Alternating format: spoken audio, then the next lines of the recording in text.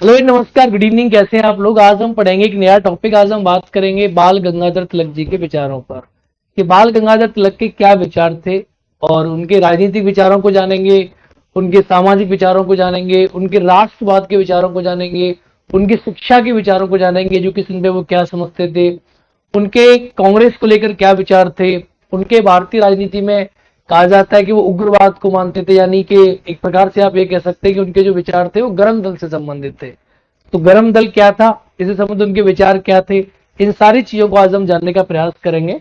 Topic है बाल गंगाधर तिलक जी का। तिलक से संबंधित जितने प्रश्न आपके एग्जाम में आज तक पूछे गए, उन सारे प्रश्नों को हम क्लास के अंत में सॉल्व करेंगे। मैं आपको बताऊंगा कि प्रश्नों को आप कैसे सॉल्व कर सकते हैं। देखो, बाल गंगाधर तिलक जो है, ये भारतीय राष्ट्रवाद के लिए और भारत में स्वराज के लिए इन्होंने बड़ी लंबी लड़ाई लड़ी।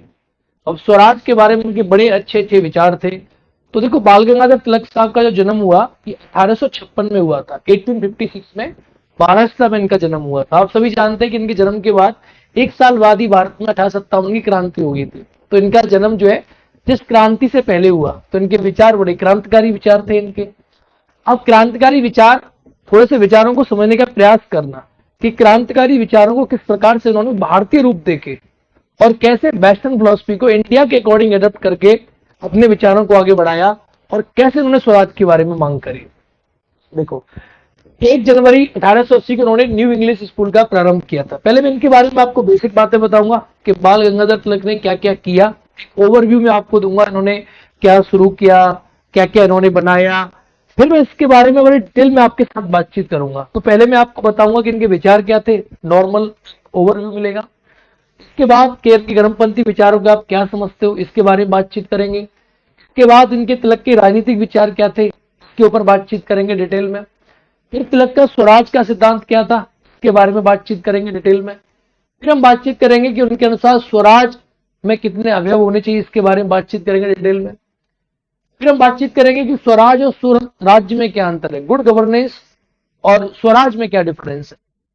इसके बाद हम बात करेंगे इनके राजनीतिक आध्यात्मिक थॉट कैसे थे, और इसके बाद भौतिकवाद उपयोगितावाद का खंडन उन्होंने कैसे किया, और भगवत गीता के बारे में उन्होंने क्या विचार दिए। इसके बाद वेदांतिक इनका विचारधारा समर्थन उन्होंने कैसे किया था, क्यों ये वेदों को मानते थे, इसके बारे में बातचीत करेंगे। और इसी प्रकार से आप अंत में देखेंगे इनके संबंध में प्रश्न सॉल्व करेंगे। इनके द्वारा लिखी गई पुस्तकों के बारे में पढ़ेंगे, इन्होंने कौन सी किताबें लिखी थी, इन सारी चीजों के बारे में। तो शुरू में मैं आपके सामने एक बेसिक झलक दिखाना चाह रहा हूं आपको।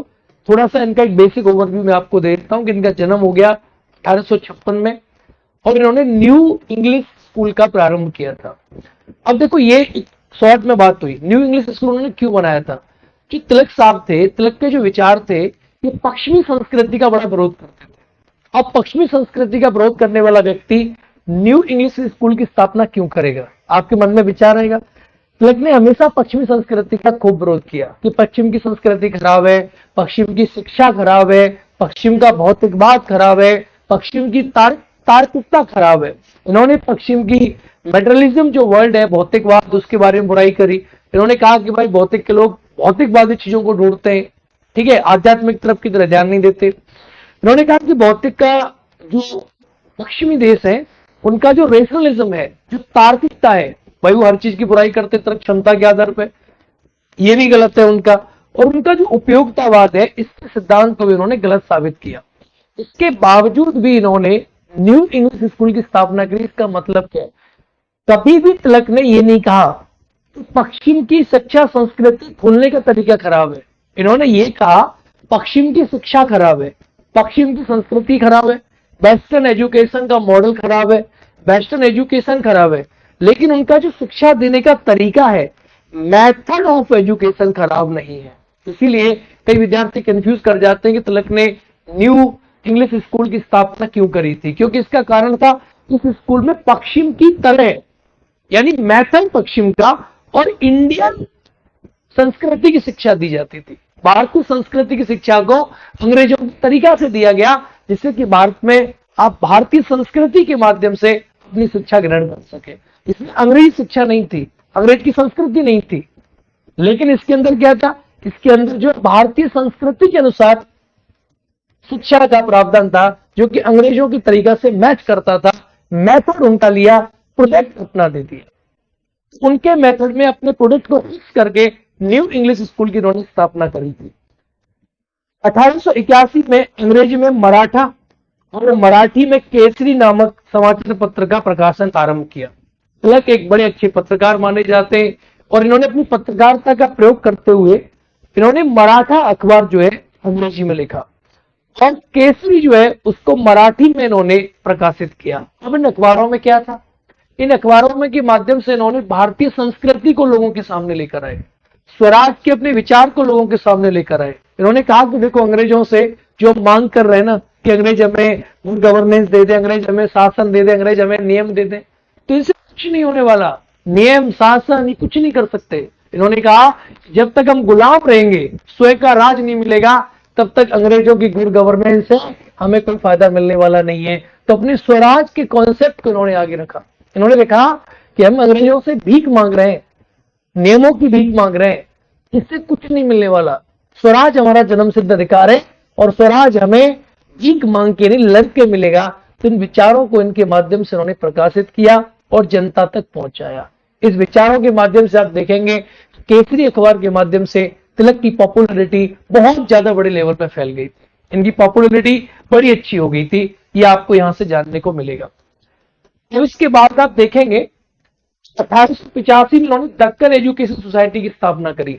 ये सोसाइटी भी इंग्लिश के तरीका से भारतीय संस्कृति पे बेस्ड एजुकेशन प्रोवाइड करती थी। जनता में प्राचीन संस्कृति के प्रति आत्मगौरव की भावना जागृत करने के लिए इन्होंने शिवाजी महोत्सव और गणेश महोत्सव का आरंभ किया। देखो ऐसा कहा जाता है कि भारत की संस्कृति को लोग भूलते जा रहे थे। भारतीय संस्कृति को उजागर करने के लिए, भारतीय संस्कृति के प्रति आत्मगौरव की भावना को लाने के लिए शिवाजी और गणेश महोत्सव का आरंभ किया। अब आपके मन में बात आएगा, सर ये शिवाजी और गणेश ही क्यों उन्होंने लिए? क्योंकि देखो आपको मैंने कई प्रकार के विचारक पढ़ाए हैं, आपने विचारकों के बारे में पढ़ा, आपने उसमें देखा कि हीरो वर्शिप का एक कॉन्सेप्ट होता है, हीरो वर्शिप। तो इन्होंने हीरो वर्शिप के कॉन्सेप्ट को, जिस वर्शिप के कॉन्सेप्ट को डॉक्टर अंबेडकर साहब गलत मानते थे, उन्होंने हीरो वर्शिप को गलत माना, को पता है मैंने, लेकिन इन्होंने हीरो वर्शिप के कॉन्सेप्ट को आगे बढ़ाया। इन्होंने कहा कि ये हमारे समाज के हीरो हैं, गणेश हमारे समाज के हीरो हैं। कौन? गणेश हो गए, शिवाजी हो गए, ये हमारे समाज के हीरो है। इनकी गौरवशाली इतिहास को बता के हमारे समाज को उजागर किया जाए कि हमारे समाज का इतिहास कैसा रहा है और भारतीय संस्कृति और भारतीय आत्मगौरव लोगों को प्राप्त हो सके कि हमारी संस्कृति बड़ी समृद्धशाली रही है और हमारे देश में भी ऐसे हीरो पैदा हुए जिन्होंने विश्व भर में और पूरे भारतवर्ष में अपना जो है नाम किया। ये जॉन रस्किन वगैरह ने हीरो वर्शिप के कॉन्सेप्ट के बारे में बड़ी बातचीत करी है। अब आप देखेंगे कि भारत में हीरो वर्शिप का कॉन्सेप्ट कई विचारकों का आपको देखने को मिलता है। हीरो वर्शिप को कई ने फॉलो किया। जो ज्यादातर राष्ट्रवादी हैं और जो उग्र राष्ट्रवाद में विश्वास करते हैं वो हीरो वर्शिप के विचार को मानते हैं। हीरो वर्शिप इसको लोग कुछ गलत भी लेते हैं। कुछ लोगों का कहना है कि तिलक ने जो है हिंदू धर्म को आगे बढ़ाया और मुस्लिम धर्म को आगे नहीं बढ़ाया। हीरो वर्शिप में हिंदुओं के नेता को क्यों लेकर आए, मुस्लिमों को क्यों सामने लेकर नहीं है। लेकिन तिलक के जो विचार आप पढ़ोगे आगे चल के तो आपको समझ आएगा कि इन्होंने हिंदू और मुस्लिम के बीच में कभी अलगाव नहीं किया। इन्होंने हिंदू और मुस्लिम को एक मानकर चले। इसीलिए तिलक ने 1916 में 1916 में आप देखेंगे और उसके बाद खिलाफत आंदोलन में आप देखेंगे कई जगह हिंदू मुस्लिम एकता को इन्होंने एक करने का हमेशा प्रयास किया। तो इनके विचारों में हिंदू मुस्लिम को लेकर कोई ऐसा वो नहीं मिलेगा। ये संयोग की बात है कि इन्होंने केसरी, इन्होंने जो है शिवाजी और गणेश महोत्सव की शुरुआत करी जो हिंदू संस्कृति को रिफ्लेक्ट करता है। इन्होंने एक शब्द भी कहा था कि भारत में अगर हिंदुओं की बुद्धिबल और मुसलमानों का अगर साहस एक साथ मिल जाएगा तो अंग्रेजों को हम एक बार में भारत से भगा दूं। चलिए आइए इनके बारे में आगे समझते हैं। तो इसका कॉन्सेप्ट समझ में आ गया अभी तक आपको कि इन्होंने स्कूलों की स्थापना करी कि भारतीय संस्कृति को पढ़ाओ, क्योंकि इन्होंने कहा कि अंग्रेजों की जो एजुकेशन पॉलिसी है उस अंग्रेजों की एजुकेशन पॉलिसी से भारत में पढ़े लिखे अंग्रेज पैदा होंगे जिन्हें भारतीय संस्कृति नहीं आती होगी। इन्होंने कहा इंडियंस को पढ़ाओ, मेथड उनका लेकिन पढ़ाई अपनी, तरीका उनका, प्रोडक्ट अपना। इन्होंने कहा कि भारतीयों को अपनी संस्कृति के बारे में बताओ, वेदों के बारे में बताओ, हीरो वर्शिप के बारे में बताओ। जो रस्किन वगैरह जैसे अमेरिका में बता रहे हैं, उनके यहाँ बता रहे हैं, ब्रिटेन में बता रहे हैं। इनको अपनी कंट्री में बताओ हीरोशिप के बारे में, और ऐसे करके अपने देश के गौरवशाली परंपरा को लोगों के बीच में लेकर आओ। इन्होंने सारी चीजों के बारे में जिक्र किया, इन सारी चीजों के बारे में इन्होंने बताया। मित्रों, मैं आपको आगे लेके चलता हूं। 1889 में तिलक भारतीय कांग्रेस में सम्मिलित हुए थे। हालांकि कांग्रेस के बारे में तिलक कहते थे कांग्रेस जो है वो जो नरमवादी दल था उसके बारे में इनका दृष्टिकोण जो था उसको लेकर बड़ा नेगेटिव था। 1916 में तिलक के प्रयासों से कांग्रेस और मुस्लिम लीग के बीच में मध्य लखनऊ समझौता हुआ। तो ये मुस्लिम समुदाय के प्रति बड़ी अच्छी भावना रखते थे और ये चाहते थे कि भारत की आजादी में, भारत के स्वराज में मुस्लिम और इंडियंस, मतलब मुस्लिम और हिंदू, ये दोनों आपस में मिलकर स्वराज की स्थापना कर सकते हैं। इसके बिना स्वराज की स्थापना करना पॉसिबल नहीं है। तो ये तिलक के बारे में उनका एक इतिहास जनरली जो आपने समझा, ओवरऑल इनके थॉट मैंने टच किए। तो मैं डिटेल में इनके विचारों से के बारे में आपसे बातचीत करूंगा। ठीक है, तो आप लोग सभी जो विद्यार्थी लाइव देख रहे हैं चीजों को नोट डाउन करते चलेंगे और समझते चलेंगे, इनके कॉन्सेप्ट को पॉइंट बाय पॉइंट समझेंगे, गहराई में समझेंगे इनके विचार क्या थे। सबसे पहले बात करते हैं इनके गर्मपंथी विचार के बारे में कि इनके जो गर्मपंथी विचार थे ये क्या थे। देखो, तिलक ने हमेशा से विचार अपने रखे। अब इसमें बहुत लोगों को कंफ्यूजन है कि तिलक के विचार हिंसात्मक थे कि नहीं थे, इसके बारे में बातचीत करेंगे। तिलक ने गोखले और रानाडे जैसे उदारवादी गर्मपंथी विचारकों की आलोचना करी। एग्जाम में कभी कभी पूछा जाता है क्यों आलोचना करी, क्योंकि देखो गोखले और रानाडे जो थे इनके विचार क्या थे। तिलक मानते थे कि ये क्या कर रहे हैं, ये अंग्रेजों से भीख मांग रहे हैं, अंग्रेजों से नियमों की भीख मांग रहे हैं, अंग्रेजों की चीजों को इंडिया में लादने का प्रयास कर रहे हैं और अंग्रेजों की व्यवस्था से भारत को चलाना चाह रहे हैं। और ये अंग्रेजों से थोड़े नियमों के बारे में, गुड गवर्नेंस के बारे में मांग करके अंग्रेजी संस्था को, अंग्रेजी हिसाबों को, अंग्रेजी राजनीति को, अंग्रेजी स्वशासन को भारत में लाद देना चाहते हैं। यानी यूएस यानी ब्रिटेन की जो पॉलिसी ऑफ गवर्नेंस है उसको इंडिया में ये लोग क्या करना चाहते हैं, लादना चाहते हैं। ये कॉन्सेप्ट इन्होंने क्यों कहा? इन्होंने कहा देखो भारत का अपना एक इतिहास रहा है, भारत की अपनी एक संस्कृति रही है, भारत एक अलग राष्ट्र है, तो भारत को भारत के अनुसार चलना चाहिए, न कि हमें अंग्रेजों से, ब्रिटेन से हमने अलग अलग प्रकार के सिस्टम ले लें, उनके अनुसार हमें चलने की आवश्यकता नहीं है, हमें अपने अकॉर्डिंग चलना चाहिए, अपने अनुसार हमें चलना चाहिए। इन्होंने ऐसा कहा। ठीक है, तो इनकी उन्होंने बुराई करी। वो मानते थे कि ब्रिटिश शासन भारत के लिए सरकारात्मक है, ये मानते थे। कौन मानते थे? गोखले और रानाडे। उनके अनुसार साम्राज्यवादी शासन कभी भी आम जनता की भलाई नहीं कर सकता। तिलक ने यही कहा। तो देखो, जो शासन साम्राज्यवादी है, जिसकी नींव ही गलत है, वो भारत का क्या भला करेगा? उसकी रेल से, उसके नियमों से, उसकी गवर्नेंस से हमारा क्या भला हो जाएगा? अब इनकी तर्क क्षमता के बारे में तिलक ने काफी बुराई करी। हालांकि तिलक ने अपने समाज में जो बुराइयां थी उनकी भी खूब बुराई की। उन्होंने सती प्रथा के बारे में, जाति प्रथा के बारे में, तिलक का एक बहुत फेमस स्टेटमेंट है, अगर आपने देखा होगा, कुछ लोग कहते हैं कि तिलक भारतीय राजनीति को मानते थे, भारतीय संस्कृति को मानते थे, तो भारतीय प्रथाओं को अच्छा मानते थे। ऐसा नहीं है। उनका एक स्टेटमेंट था, यदि भगवान छुआछूत को मानते हैं तो मैं उन्हें भगवान नहीं कहूंगा। इनका स्टेटमेंट था, यदि भगवान, तिलक का स्टेटमेंट था, यदि भगवान छुआछूत को मानते हैं तो मैं उन्हें भगवान नहीं कहूंगा।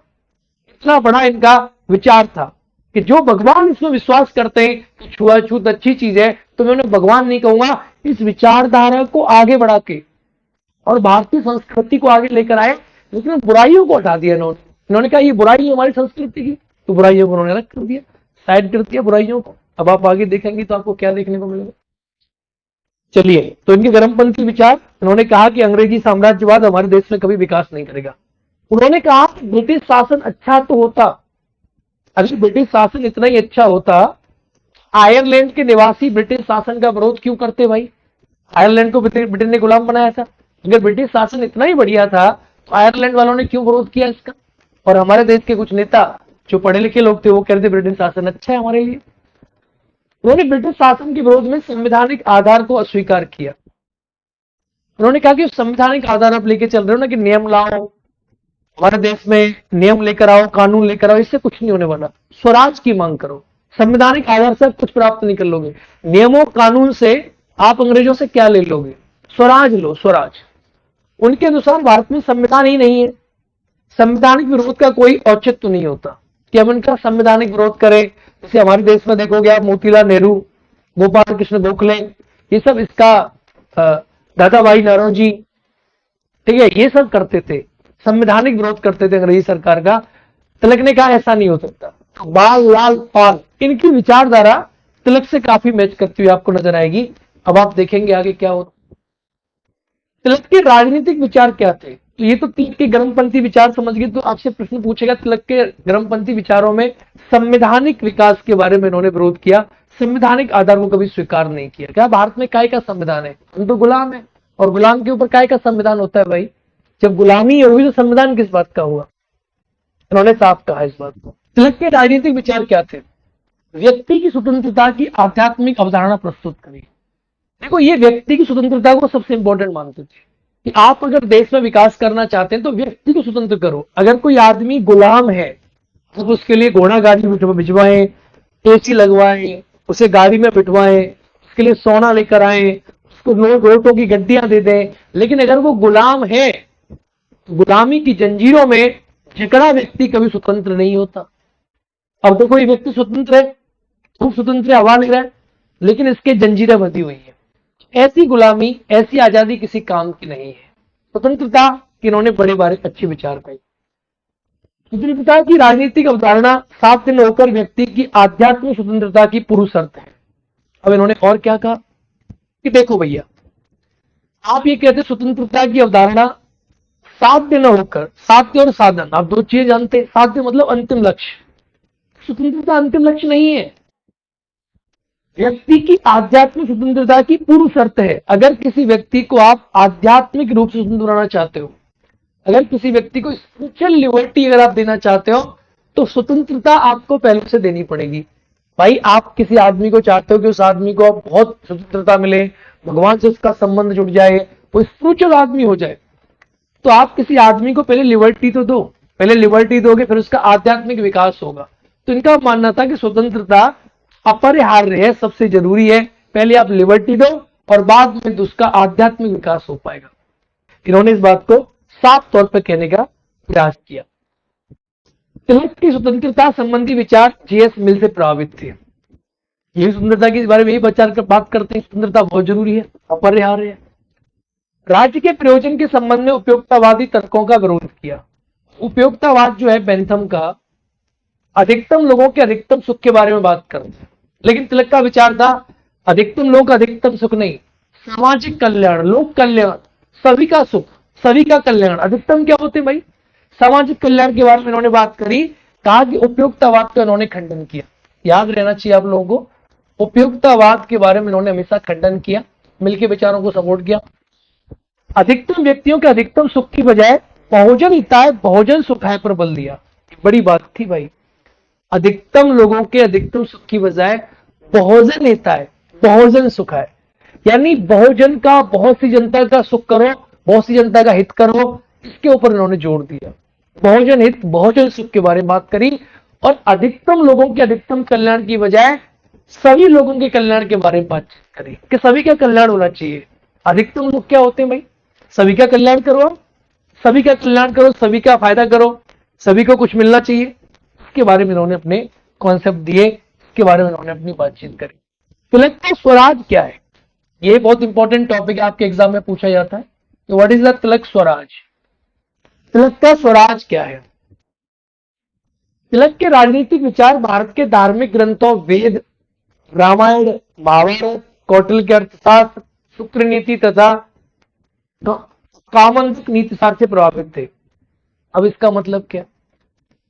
तिलक साहब ने कहा कि स्वराज हमारे देश में पहले से ही आया है, हमारे कंट्री में हमेशा स्वराज रहा है। हमारे देश में आप रामायण की बात करें, महाभारत की बात करें, कौटिल्य शास्त्र की बात करें, शुक्र नीति की बात करें, इन सब में स्वराज का विचार आपको देखने को मिल जाता है। तो स्वराज हमारे कंट्री में पहले से ही रहा है। अब इन्होंने कहा कि देखो भैया, स्वराज जो है वो स्वयं का राज है, क्योंकि हमारे इन सभी ग्रंथों को जब पढ़ोगे तो इन ग्रंथों में आध्यात्मिक रूप से व्यक्ति को स्वतंत्र किया गया है। अब आध्यात्मिक स्वतंत्रता कब मिलेगी? जब उसके बाद लिबर्टी होगी। मैंने आपसे पहले ही कहा कि लिबर्टी बहुत जरूरी चीज है। अभी लिबर्टी तो बहुत छोटी चीज होगी ना, फिर अगर आप लिबर्टी दोगे तब आध्यात्मिक स्वतंत्रता की बात होगी। और हमारे देश में स्वयं राज यानी व्यक्ति का स्वयं की आत्मा के ऊपर राज पहले से ही रहा है, क्योंकि हमारे देश में, हमारे धर्मों में, हमारे ग्रंथों में साफ कहा गया है आदमी अपनी अंतरात्मा का कल्याण तब कर पाएगा जब उसके पास खुद की स्वतंत्रता होगी। अंतरात्मा का कल्याण हमारे देश में हमेशा आदमी ने किया है, हमेशा उसने आध्यात्मिक जो है विकास किया, अपना आध्यात्मिक लक्ष्य को प्राप्त किया आदमी ने। तो आध्यात्मिक लक्ष्य को प्राप्त करने के ऊपर जो जोर दिया गया है वो क्योंकि व्यक्ति की स्वतंत्रता पहले से थी। तो आप हमें क्या बता रहे हो कि आप हमें नियम दोगे, कानून दोगे? हमारे लोग पहले से फ्री रहे हैं भाई, उसके बारे में उन्होंने विचार किया। उनके अनुसार स्वराज में निम्नलिखित 4 अवयव निहित है। ये 4 अवयव कौन से आपके एग्जाम में बार बार पूछे जाते हैं, स्वराज के 4 अवयव कौन से, इनके बारे में एक बार देख लेंगे। शासक व शासित एक ही देश, धर्म अथवा प्रजाति की होनी चाहिए। अगर आप इंडिया में स्वराज चाहते हैं तो जो हमारे पास शासन कर रहे हैं, जैसे आज आप देखो कि शासन कौन कर रहे हैं, हमारे कंट्री के लोग हैं, और शासित कौन हो रहे हैं, हमारे लोग हो रहे हैं। तो शासक यानी जो आपका रूलर है और जिसके ऊपर रूल हो रहा है, एक ही देश के हो, एक ही धर्म के हो, अथवा एक ही प्रजाति के होने चाहिए। पहला स्वराज। अगर कोई शासक बाहर का होगा तो आपको स्वराज कभी नहीं मिलेगा। विधि द्वारा स्थापित विधि का शासन अथवा सुशासन होना चाहिए। सेकंड चीज, प्रोसेस स्टेब्लिश बाय लॉ होना चाहिए, रूल ऑफ लॉ होना चाहिए। सरकार आम जनता की भलाई वाली होनी चाहिए। तीसरा अवयव, सरकार जनता के प्रति उत्तरदायी होनी चाहिए और जनता द्वारा निर्वाचित भी होनी चाहिए, यानी लोकतंत्र होना चाहिए। अब आप भारत में देखेंगे तो क्या है, ये भी है, ये भी है, ये भी है। वेलफेयर स्टेट है हमारी कंट्री में, लोक कल्याणकारी राज्य का सिद्धांत है, और सरकार ने जनता को बनाया है। और आर्टिकल 75 सब क्लॉज 3 में लोकसभा के प्रति सरकार जिम्मेदार है, यानी सरकार जिम्मेदार भी हमारे कंट्री में आपको देखने को मिल जाती है। ये पॉइंट भी आपकी समझ में आ गया होगा। तो ये स्वराज के 4 पॉइंट थे। इसके आधार पे आप बताओ किसी कंट्री में स्वराज है, किसी कंट्री में सेल्फ रूल है, स्वराज है, इसके आधार पे आप कह सकते हो। इन्होंने कहा कि देखो स्वराज तो स्वराज्य में अंतर है। इसका मतलब क्या हुआ? इन्होंने कहा देखो जी, स्वराज अलग संकल्पना है, स्वराज गुड गवर्नेंस अलग संकल्पना है। अब इन दोनों में क्या अंतर है? उनके अनुसार स्वराज की विकल्प नहीं हो सकता, क्योंकि स्वराज के अंतर्गत लोकतांत्रिक सरकार का निर्माण होगा, इसका स्वाभाविक कार्य आम जनता की भलाई करना होगा। अतः साम्राज्यवादी शासन का इस आधार पर समर्थन नहीं किया जा सकता। अब आप इसको पढ़ेंगे तो आपको कुछ समझ में आएगा। उनके अनुसार स्वराज और स्वराज का विकल्प नहीं हो सकता, क्योंकि स्वराज के अंतर्गत लोकतांत्रिक सरकार का निर्माण होगा, जिसका स्वाभाविक कार्य आम जनता की भलाई करना होगा स्वराज में। जबकि स्वराज में ऐसा नहीं होता, इसमें गुड गवर्नेंस होती है। भाई अच्छी गवर्नेंस कर लोगे, आप अच्छा शासन कर लोगे, लेकिन इससे आप लोगों के बीच में लोगों का जो इंटेलेक्चुअल डेवलपमेंट है वो नहीं कर पाओगे आप। भाई आप किसी को, आदमी को सुविधाएं दे दोगे स्वराज के माध्यम से, स्वराज्य के माध्यम से, लेकिन उस आदमी का इंटेलेक्चुअल डेवलपमेंट नहीं हो पाएगा, उसका इंटेलेक्चुअल डेवलपमेंट आप रोक दोगे। इन्होंने ये कहा तो स्वराज ज्यादा जरूरी है बजाय स्वराज के। एक सिंपल सी बात ये कहा गया। और साम्राज्यवादी शासन में इसमें होना पॉसिबल नहीं है। उनके अनुसार साम्राज्यवादी शासन कभी भी जनता की भलाई नहीं कर सकता। उन्होंने कहा स्वराज मेरा जन्मसिद्ध अधिकार है, इसे मैं लेकर रहूंगा।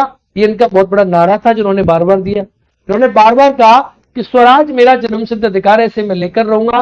तो इन्होंने स्वराज के लिए नारा दिया और इस अधिकार को लेकर इन्होंने रहा कि स्वराज मेरा जन्मसिद्ध अधिकार है, क्योंकि स्वराज हमें भीख मांगने से नहीं मिलेगा, हमें लड़ने से मिलेगा। और हमारे धर्म ग्रंथों में पहले से इसके बारे में विचार हो रखा है, तो हमें क्यों नहीं मिलना चाहिए? हमें मिलना चाहिए, तो लिया, ठीक है। क्योंकि हमारे धर्म ग्रंथों को आप पढ़ेंगे, महाभारत को, रामायण को, तो व्यक्ति की स्वतंत्रता को सर्वोपरि रखा गया उसमें। स्वराज राजनीतिक और आध्यात्मिक, अब ये इनके कॉन्सेप्ट है, इन्होंने अलग अलग माना। देखो राजनीतिक स्वराज क्या होता है, आपको शासन में, सरकार के नियमों में, और आध्यात्मिक बहुत अलग है, स्वयं के ऊपर राज करना। समझो इसको क्या कॉन्सेप्ट है। स्वराज केवल एक राजनीतिक कार्यक्रम नहीं है, बल्कि इसमें भी बढ़कर एक नैतिक और आध्यात्मिक सिद्धांत।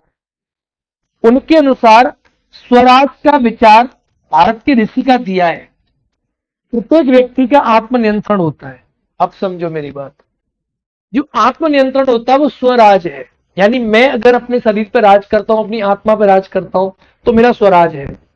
और राजनीतिक स्वराज अलग है। इन्होंने कहा आध्यात्मिक अलग है और राजनीतिक अलग है, क्योंकि आध्यात्मिक स्वराज से कहते हैं सेल्फ सेल्फ कंट्रोल या सेल्फ गवर्नेंस, खुद अपने आदमी अपने आप को कंट्रोल कर पाए। स्वराज, कभी कभी आप देखते हैं आदमी खुद पे कंट्रोल नहीं रहता, आदमी अपने विचारों पे कंट्रोल नहीं रखता, आदमी अपने अनुसार नहीं चलता।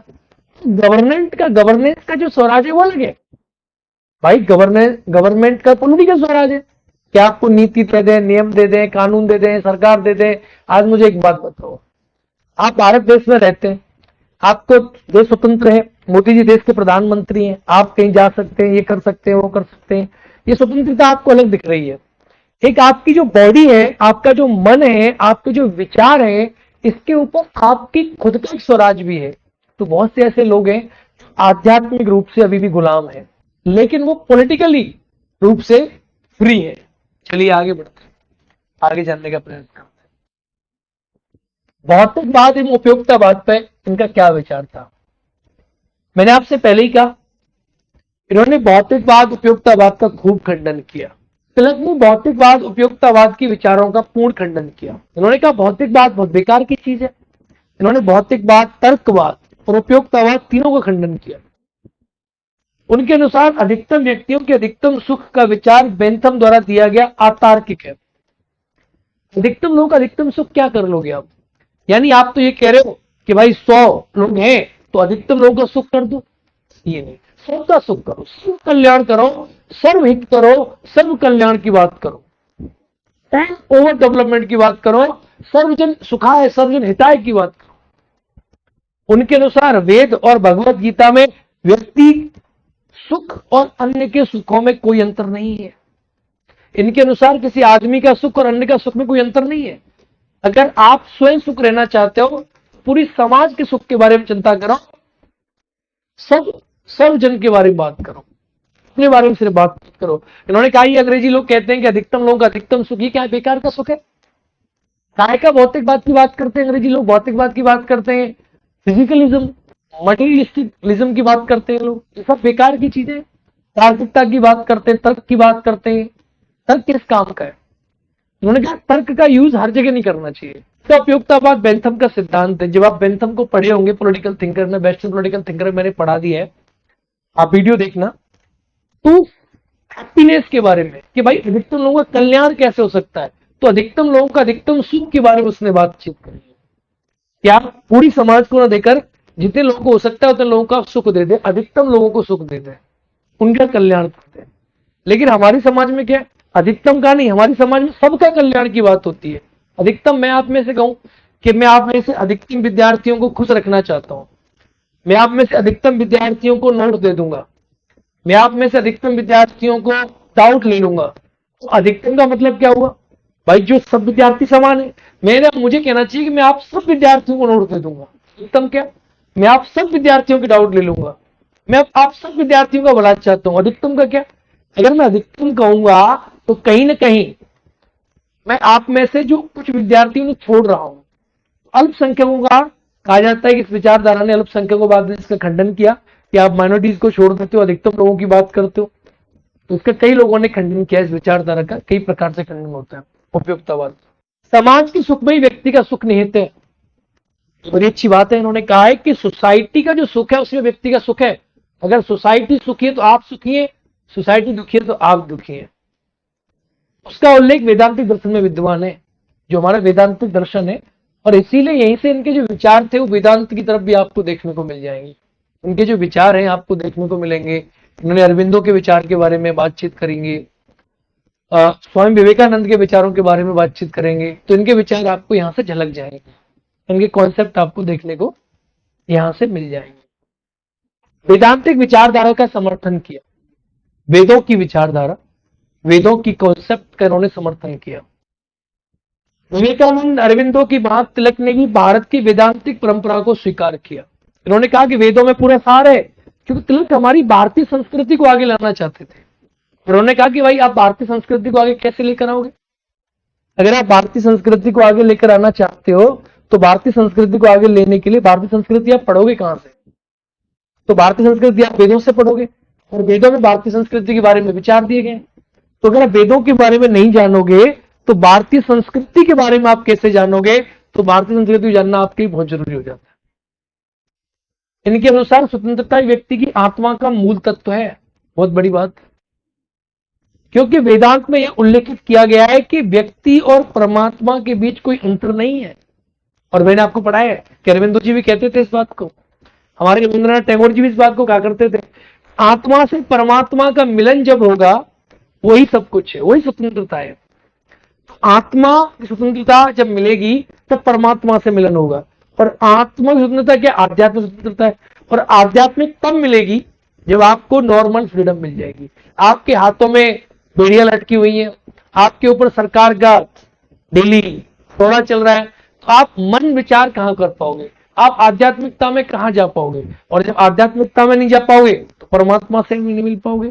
तो इसीलिए सबसे जरूरी क्या है कि आपको पॉलिटिकल लिबर्टी मिले, आपको लिबर्टी मिले, स्वतंत्रता मिले, फिर आप आध्यात्मिकता में ध्यान लगाएं, और आध्यात्मिकता में ध्यान लगाने के बाद आप परमात्मा में ध्यान लगाएं। इसके अलावा और कोई रास्ता नहीं। इन्होंने साफ इस बात को कहा।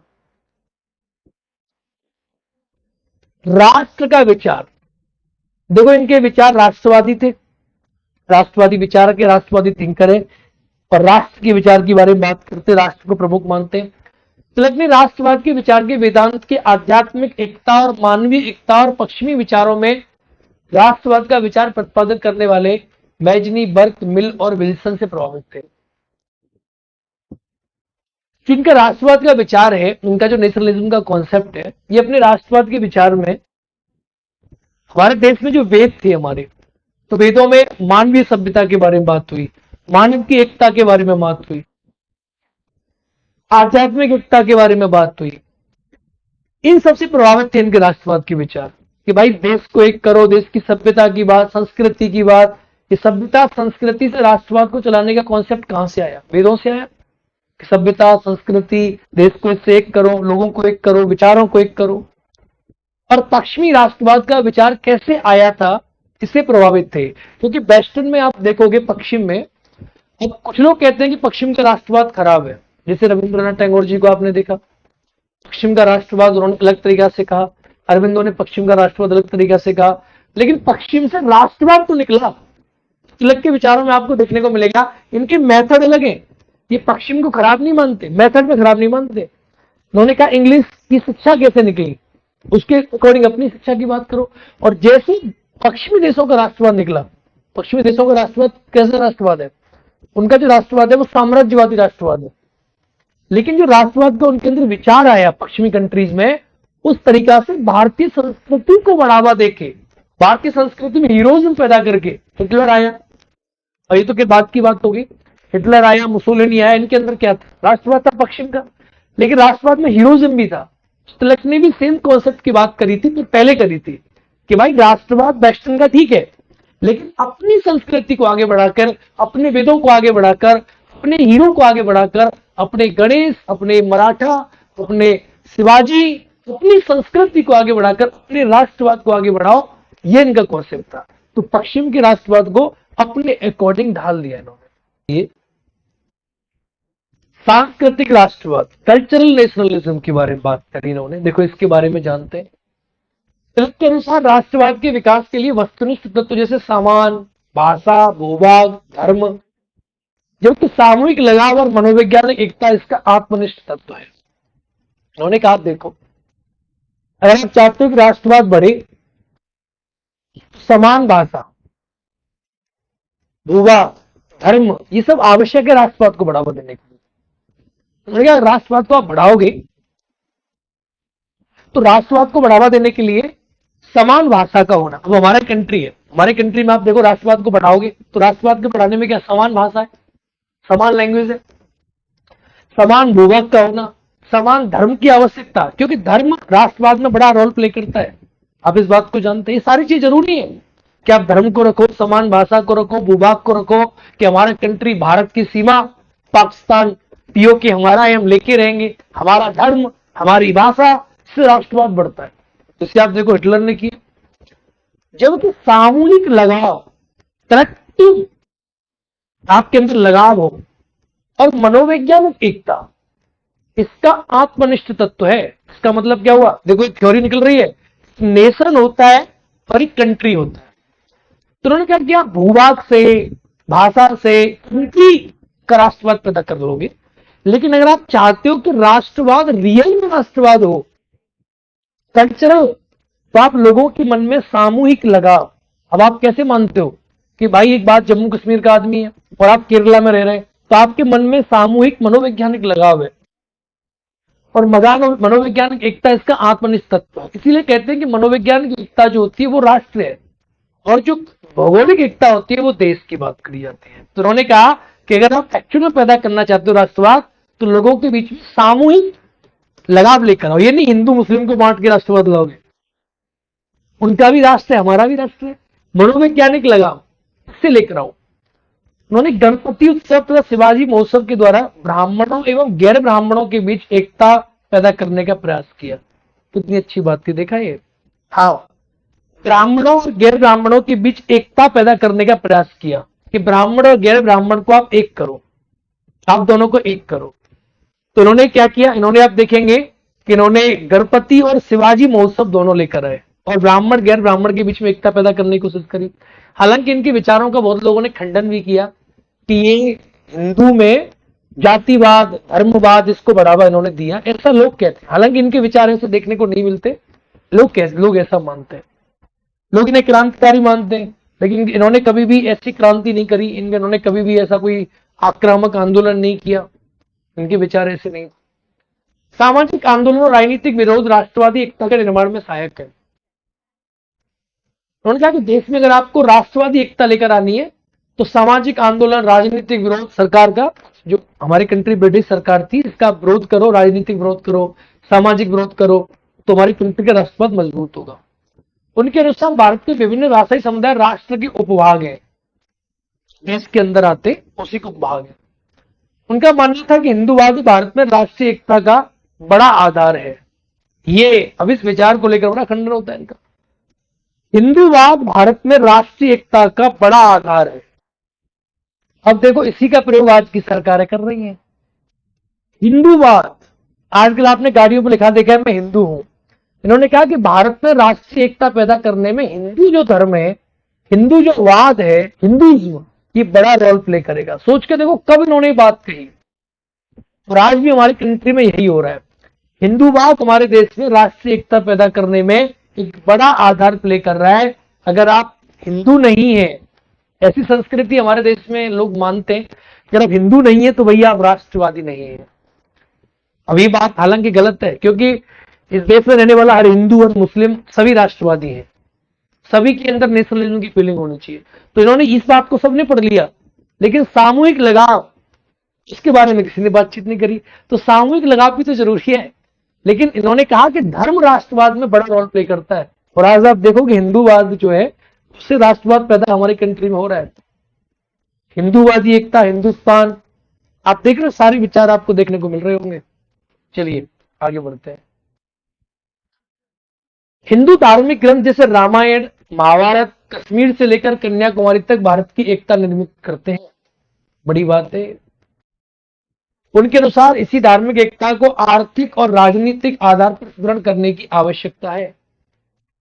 जो हिंदू धर्म है उसमें आप देखेंगे धार्मिक एकता है, और इसी धार्मिक एकता को पॉलिटिकल लेवल पे, और इसी धार्मिक एकता को आप सुदृढ़ करने की आवश्यकता है।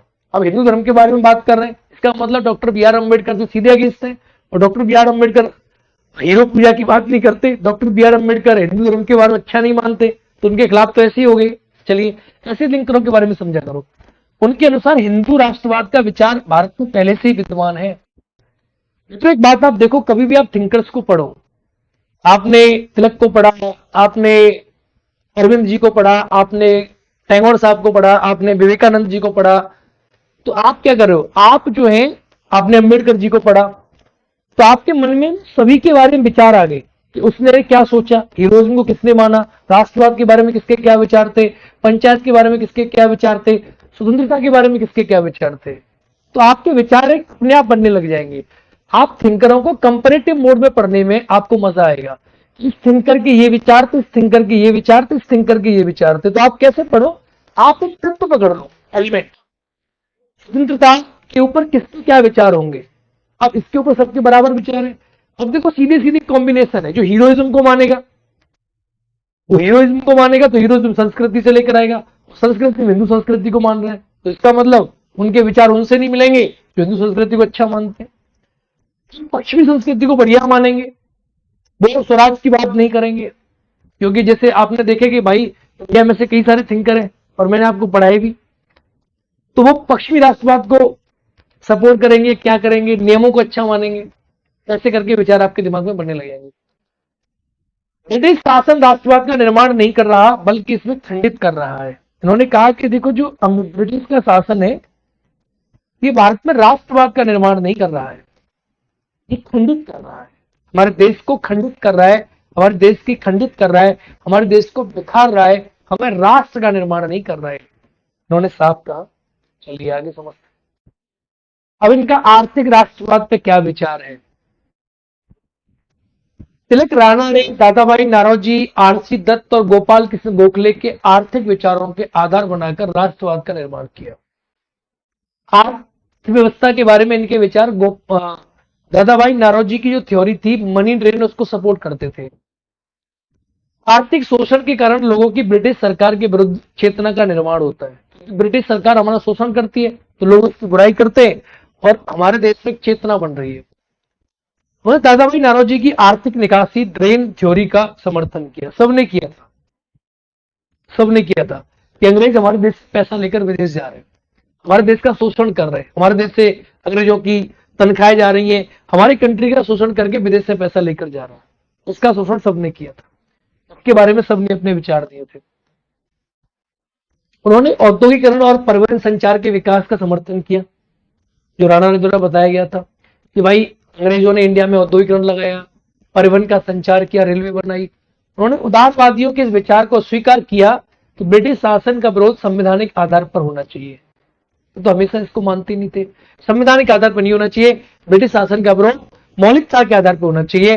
और ब्रिटिश शासन का विरोध कि इन्होंने कई सारे तरीके दिए कि भाई हमारा देश, हमारे देश में दूसरी सरकार कैसे रह सकती है, स्वराज ही नहीं है। चलिए सामाजिक और इनके राजनीतिक क्या विचार थे रूढ़िवादिता के बारे में। उनके अनुसार पहले राजनीतिक अधिकार स्वराज प्राप्त होना चाहिए, सामाजिक सुधार होने चाहिए, जबकि उदारवादी नरमपंथी मानते थे कि पहले सामाजिक सुधार होने चाहिए, उसके बाद राजनीतिक अधिकार प्राप्त होने चाहिए। अब इसका मतलब समझ लो, इन्होंने कहा कि पहले आप राजनीतिक अधिकार लेकर आओ, उसके बाद सामाजिक सुधार करेंगे। भाई समाज कब सुधरेगी जब लोगों के पास अधिकार ही नहीं है।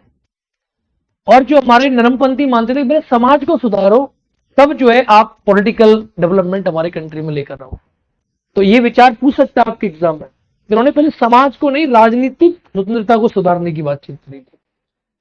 तिलक के सामाजिक विचारों के संबंध में उनके समय गंभीर भ्रांतियां रही, क्योंकि इन्होंने समाज सुधारने की बारे में बात बाद में करी। उन्होंने कहा पहले समाज बाद में सुधरेगा, हमारा समाज ठीक है। तो लोग कहेंगे हिंदू धर्म को मानते हैं, अस्पृश्यता को मानते हैं। उन्होंने अस्पृश्यता के बारे में खूब बुराई करी, लोग कहते लेकिन ये मानते हैं अस्पृश्यता को, ऐसा लेकिन था नहीं। लोगों का कहना था कि मानते हैं पर ऐसा था नहीं। चलिए आलोचकों ने तिलक को सामाजिक रूढ़िवादी सुधार विरोध के रूप में चित्रित किया। तो समाज में रूढ़िवादिता को अपनाना चाहता है, समाज सुधार की बात नहीं करते, क्योंकि समाज में सुधार तब लाना चाहते हैं पहले पॉलिटिकल डेवलपमेंट हो जाए। तो लोगों ने कहा कि संस्कृति की बात करता है, सामाजिक रूढ़िवादिता को बढ़ावा देना चाहता है। इसके बारे में इनके बारे में काफी इनके ऊपर आरोप लगे। तिलक रूढ़िवादी अथवा सुधार विरोधी मानना न्याय संगत नहीं है। क्यों नहीं है? क्योंकि तिलक में देखो सती प्रथा हो गई, भारत में अस्पृश्यता हो गई, इसके बारे में उन्होंने खूब बुराई करी, लेकिन लोग मानते हैं इनको, लोग कहते हैं कि नहीं ये रूढ़िवादी थे। तिलक पश्चिमी जीवन मूल्यों को भारतीय समाज में स्थापित किए जाने के विरोधी थे। पश्चिम की संस्कृति को इंडिया में मत लेकर आओ। समाज सुधारों का समर्थक किया किंतु पश्चिमीकरण का विरोध किया। इन्होंने कहा कि भाई देखो आप इंडिया को सुधारना चाहते हो, सुधारो, लेकिन इंडिया को इंडिया के अनुसार सुधारो। आप पश्चिमी संस्कृति को लेकर मत आओ भारत में, और पश्चिमी संस्कृति को लाकर आप भारतीय समाज का सुधार करोगे तो समाज का सुधार नहीं होगा। लोगों ने कहा कि ये रूढ़िवादी विचार है इनके, क्योंकि वेदों को मानते हैं, संस्कृति को मानते हैं, हीरोइज्म को मानते हैं, लेकिन इन्होंने भारतीय समाज की बुराइयों को भी स्वीकार किया और बुराइयों को सुधारने का प्रयास भी किया। तो इनके विचार रूढ़िवादी थे नहीं, लेकिन लोग इनके ऊपर आरोप लगाते हैं कि इनके विचार रूढ़िवादी थे। ऐसा है नहीं। चलिए आगे समझने की कोशिश करते हैं। समाज सुधार हेतु तो भारतीय संस्कृति के मूल तत्वों के उन्मूलन नहीं, तो कुरीतियों के निवारण की आवश्यकता थी। उन्होंने कुरीतियों का निवारण भी किया। हाँ लव पटेल बताइए आप। तो इसने समाज सुधारों के लिए व्यवस्थापना की अपेक्षा जन जागृति पर बल दिया कि आप जन जागृति फैलाओ। उनका मानना था कि समाज सुधार बल प्रयोग द्वारा थोपे नहीं जा सकते, ये समाज में अंदर से डेवलपमेंट होकर हो सकते हैं, समाज का आध्यात्मिक डेवलपमेंट करके हो सकते हैं। और मैंने आपको एक बात बड़ी मोटी सी पकड़ा दी है कि आध्यात्मिक डेवलपमेंट कब होगा, जब स्वतंत्रता होगी, और स्वतंत्रता आप पहले लेकर आओगे तब व्यक्ति अपने अंदर से अपना सुधार करेगा, तब समाज का सुधार होगा। उदारवादियों का मानना था नहीं, पहले समाज को सुधारें फिर नियम लेकर आएंगे। इनका विचार कुछ अलग था। चलिए आगे समझने को सोचो। तिलक ने बाल विवाह छुआछूत का विरोध किया। छुआछूत ईश्वरीय आदेश का परिणाम है, तो ईश्वर को नहीं नकार देंगे, ऐसा तिलक का मानना था। फिर भगवान चाहता है छुआछूत हो, ऐसे भगवान को तिलक ने कहा कि ऐसे भगवान को नकार देंगे, ऐसा भगवान बेकार है जो छुआछूत चाहता है। ऐसे तिलक के विचार थे। ये तिलक के विचार आपने जान लिए। मोरल तिलक के आप बहुत सारे विचार समझ चुके हो। आइए मैं आगे और बताता हूँ क्या छूट रहा है तिलक के विचारों में, और कौन से एलिमेंट हैं जो आपको पढ़ने चाहिए, और एग्जाम में अब क्या बन सकता है ऐसे प्रश्न, इसके बारे में हम जानने की कोशिश करते हैं। देखो तिलक का निष्क्रिय प्रतिरोध, एक अगला कॉन्सेप्ट है। तिलक का निष्क्रिय प्रतिरोध क्या था? तिलक का निष्क्रिय पैसिव जो है इन्होंने प्रतिरोध किया, रेजिस्टेंस, ये क्या था? देखो निष्क्रिय प्रतिरोध तिलक का असहयोग आंदोलन की तरह है, जो महात्मा गांधी का आपको देखने को मिलेगा। उनके अनुसार ब्रिटिश शासन का विरोध करने के लिए विदेशी वस्तुओं का बहिष्कार करना चाहिए। निष्क्रिय प्रतिरोध करो, कोई सपोर्ट मत करो उनको। ये तो आपने और भी विचारकों में देखा है। भूमि का राजस्व नहीं देना चाहिए, विदेशी न्यायालयों, विदेशी शैक्षणिक संस्थाओं का बहिष्कार करना चाहिए। न उनकी शिक्षा मानो, न उनकी संस्कृति मानो, न उनकी शिक्षा मानो, न उनकी अर्थव्यवस्था मानो, न उनके न्यायालय मानो। यानी इन्होंने कहा साफ साफ निष्क्रिय प्रतिरोध करो, उनकी हर चीज का बहिष्कार करो। ये इनका विचार था। अगर उनकी चीजों को अपनाओगे तो उन्हें आर्थिक उन्नति मिलेगी, उनकी चीजों को आप अपनाओगे तो उन्हें मजबूती मिलेगी। उन्हें एकदम आप बाइकआउट कर दो सारी चीजों को। शिक्षा को भी बाइकआउट कर दो, अपनी शिक्षा प्रणाली अपनाओ। उपनिवेशवाद विधियां अन्यायपूर्ण और शोषणकारी है। निष्क्रिय प्रतिरोध के अंतर्गत बहिष्कार और राष्ट्रीय शिक्षा के मूल आधार बनाया। अपने देश की शिक्षा लो, इन्होंने इसलिए न्यू इंग्लिश स्कूल की स्थापना करी। निष्क्रिय प्रतिरोध का आशय अहिंसक और शांतिगत विरोध है। कुछ लोग कहते हैं कि इनके विचार हिंसक थे, इनके विचार हिंसक थे, इनके खिलाफ कभी भी हिंसा देखने को नहीं मिली। ये गरम दिल को सपोर्ट करते थे, लड़ने की बात करते थे, लेकिन कभी इन्होंने हिंसा की बात नहीं करी कि हिंसा करो, मार दो, काट दो। लड़ने की बात इन्होंने खूब करी कि स्वराज आपका अधिकार है, इससे आप लड़के रहोगे। लेकिन कभी इनके खिलाफ आप देखोगे इनके विचारों को, तो कभी इनके खिलाफ आपको हिंसा जैसे विचार इनके देखने को आपको नहीं मिलेंगे। इन्होंने कभी हिंसा के बारे में बात करी। तो तिलक के विचारों में था, गरंदल था, लेकिन कभी हिंसा की बात इन्होंने नहीं करी। लड़ने की बात करी, लेकिन कभी ये प्रमाण नहीं मिला कि इन्होंने हिंसक घटनाएं कराई या हिंसा की बात करी। ऐसे भी परिणाम आपको देखने को नहीं मिलेंगे। गांधी के सत्याग्रह परिवर्तन कर दिया गया, गांधी ने इसको अपना लिया था बाद में। तिलक की लोकप्रियता को देखते हुए लोकमान्य तिलक की उपाधि दी गई। तो गांधी जी ने जो सत्याग्रह अपनाया वो तिलक का ही सत्याग्रह है, एक प्रकार से आप कह सकते हैं। तिलक को लोकप्रियता को देखते हुए लोकमान्य तिलक की उपाधि दी गई थी, लोकमान्य तिलक। ठीक है, तो गांधी ने इनसे कॉपी कर रखा था अपना सत्याग्रह आंदोलन, वो भी यही था, निष्क्रिय प्रतिरोध था। तिलक के जीवन का महत्व, अगर तिलक के महत्व के बारे में बात करेंगे, तिलक साहब का क्या महत्व रहा? प्राचीन संस्कृति और जीवन मूल्यों को भारतीय राष्ट्रवाद का आधार बनाया। अगर मैं तिलक के महत्व के बारे में आपसे बात करूं कि तिलक का क्या महत्व रहा, प्राचीन संस्कृति और जीवन के मूल्यों को भारतीय राष्ट्रवाद का आधार बनाया। कि भारत के राष्ट्रवाद को अगर आपको आगे बढ़ाना है, प्राचीन संस्कृति, वेदों, पुराणों, गीता, महाभारत, रामायण, इसके बारे में जानो। भारतीय राष्ट्रवाद के प्रेरणाता थे, राष्ट्रवाद को भारत में फैलाया और अपनी संस्कृति को जान के आगे बढ़ाया। तिलक ने स्वराज की जीवन धारणा प्रस्तुत करी। स्वराज बहुत जरूरी है, बिना स्वराज के सब बेकार है। इसका तात्पर्य था कि ऐसा राज्य जिसमें जनता का शासन के निकाय प्रभावशाली नियंत्रण हो, राजनीतिक शक्ति संस्थाओं का उपयोग जनता के कल्याण के लिए हो, ऐसे स्वराज के इन्होंने बारे में बात करी। कि जहां जनता का कल्याण हो ऐसा स्वराज बना हुआ। ठीक है, तो ये थे बाल गंगाधर तिलक, इनके विचार। इनकी किताबें आपके एग्जाम में पूछी जाती हैं, इनकी किताबें कौन सी इंपॉर्टेंट है। वेद काल का निर्णय, ये पूछी जाती है। The Arctic home in the Vedas, ये किताब इनकी है। श्रीमद भागवत गीता रहस्य, गीता रहस्य कहते हैं इसे, ये भी किताब इनकी है। द वैदिक क्रोनोलॉजी, ये भी किताब इनकी है। हिंदुत्व, ये किताब इनकी है। श्यामजी कृष्णा वर्मा लिखे तिलक के पत्र, जिन्होंने लिखे थे वो पत्र भी इनके इंपॉर्टेंट है। ये आपके एग्जाम में इनकी जो किताबें हैं, पुस्तकें हैं जो आपके एग्जाम में इनकी बार बार पूछी जाती हैं।